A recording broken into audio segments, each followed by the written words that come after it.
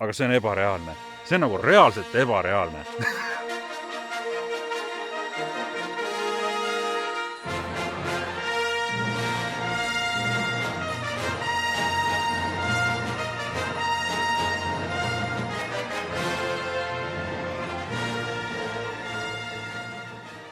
Hei hoo, kanepisõbrad! Vahel on nii, et ei oskagi kohe midagi öelda.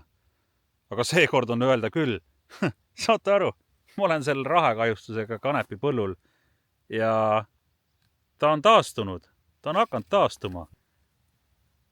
Siit on katki. Siin põhimõtteliselt ei ole miskit, mis aitaks taimel kasvada.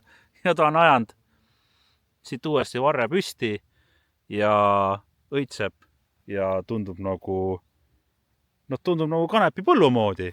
Ilmselgelt ta ei ole see, mis ta nagu ennem oli. Ja eks seda umbrohtu ja värki on siia päris palju tulnud, aga see on ebareaalne.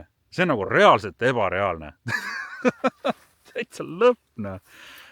Ma ei uskunud, et see asi nagu selliseks kujuneb, et ta tõesti võiks midagi nii-öelda siit tagasi tulla, sest reaalselt see pilt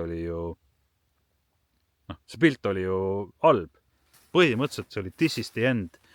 Ja nüüd vaatan, et on hakanud midagi, on taastuma hakanud siin, et see on ikka tõesti vägev värk. Ma siin kõnnin siin põllu peal ja vaatan, et jah, loomulikult suurem biomass oleks aidanud seda, et oleks ta hirmsasti seda umbrohtu täis kasvanud, aga kuule, kui ma valida natuke umbrohtu või põldu üldse ei olegi, et kanep on läinud, siis ma võtan selle, et natuke on siin umbrohtu.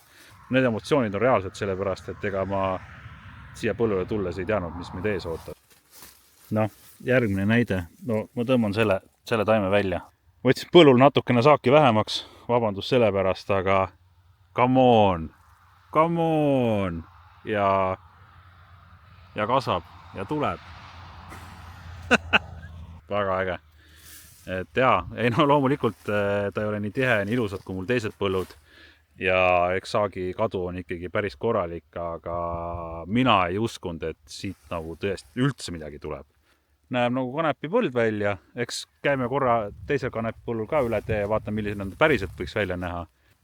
Loomulikult see põld on hoopis teine tubakas ja näeb ikka nagu oluliselt parem välja kui põld üle tee. Kaamera näitas seda välja, nagu ikka. Eksperiment tõestas, et ka nii suure kahjustusega põllust võib mingisuguse asja saada. Peace homies, järgmise korrani ja vaatame, mis siin huvitavat edasi juhtuma hakkab.